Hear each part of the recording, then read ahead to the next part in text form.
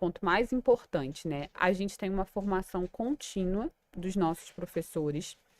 A gente tem isso para a gente é primordial, a gente ter esse contato com os nossos professores semanalmente num sistema de formação.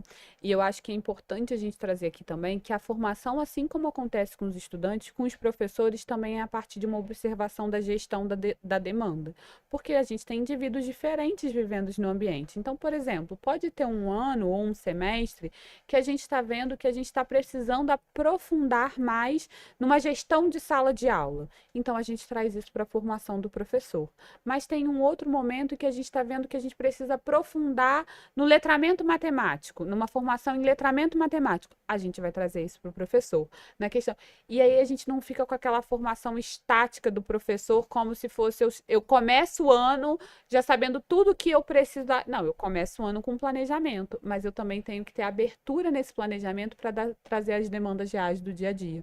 E aí, nessa formação, a gente também tem o espaço do professor trazer o que ele está se sentindo que ele precisa ganhar, quais são, a gente debate sobre estudos de casos, e a gente vai na literatura acadêmica para que a gente possa se embasar de referência. E aí não tem jeito, assim, precisa ser uma formação extensa e precisa também ser um caminho onde todo mundo percorre em conjunto.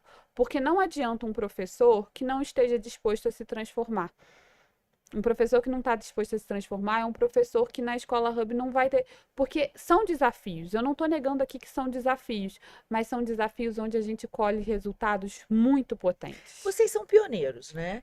Há Sim. 7 anos atrás, quando vocês trouxeram, foi antes da pandemia, né? E Sim. vocês já entraram com uma pegada muito tecnológica na escola, né? Vocês tiveram resistência aqui em Juiz de Fora?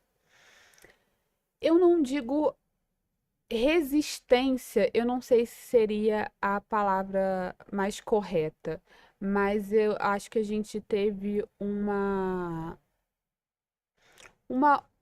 observação assim do tipo, deixa eu ver se eles vão dar certo ou não, sabe? Hoje a gente tem unidades fora de Juiz de Fora, a gente tem unidade em Belo Horizonte, Porto Alegre, e eu acho que as pessoas elas entenderam, assim, hoje a gente tem estudantes, você vê, é muito comum que as pessoas falam, eu não gosto de lidar com estudantes da Hub porque me colocam perguntas muito difíceis, ou então, porque eles são considerados uns pequenos gêniozinhos, assim, sabe? Eles são muito questionadores, eles fazem o espaço dele.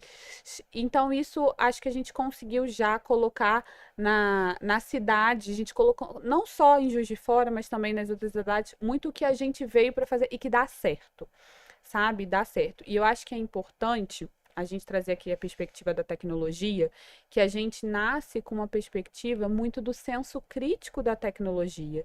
E aí pode ter sido uma confusão, que é o que eu falo da confusão dos discursos, da gente achar que é um estímulo a tecnologia, né? Não, porque tecnologias não são só digitais. Primeiro, que as tecnologias analógicas, elas são importantíssimas de serem trabalhadas na escola também. O lápis é uma tecnologia analógica.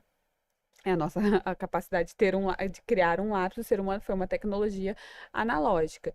E porque facilitou um processo, Nunca pensei nisso. mas Também não. Tô aqui, né? hoje a gente tem datado, assim, né, se a gente for trazer na perspectiva do design de produto, a primeira tecnologia assim, que se criou foi o cesto. O cesto de frutas, o cesto de palha. Por quê? Porque ele foi criado, quando ele surge, você consegue ter a capacidade de pegar mais frutas. Que até então você precisava lá, né, nos povos originários, você não conseguia ter, e eles criaram por isso, porque eles conseguiam fazer menos caminhadas, eles conseguiriam se centralizar num lugar só, porque eu tenho um cesto que carrega muito mais da quantidade do que eu consigo carregar só com duas mãos. Então, as tecnologias analógicas, elas são as que possibilitaram as tecnologias digitais surgirem, e elas são tão importantes. E na Hub a gente estimula que a criança tem a capacidade de observar as tecnologias, de usá-las com senso crítico, para que elas sejam capazes de criar tecnologias no futuro.